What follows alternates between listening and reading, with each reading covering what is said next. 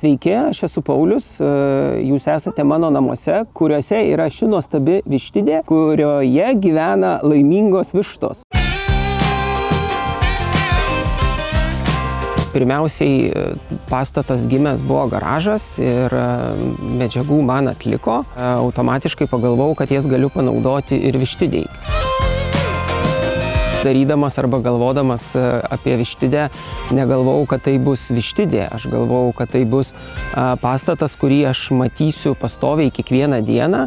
Ir šitą pastatą dariau aš ne dėl to, kad jis būtų vištom geras ar gražus. Aš jį dariau estetišką ir gražų mum.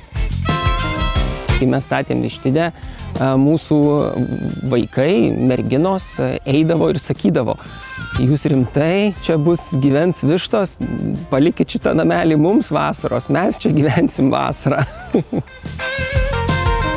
Renkantis fasadą arba darant fasadą pasirinkome visus profiliukus ir visus priedus, ką siūlo Eternit Baltic įmonė.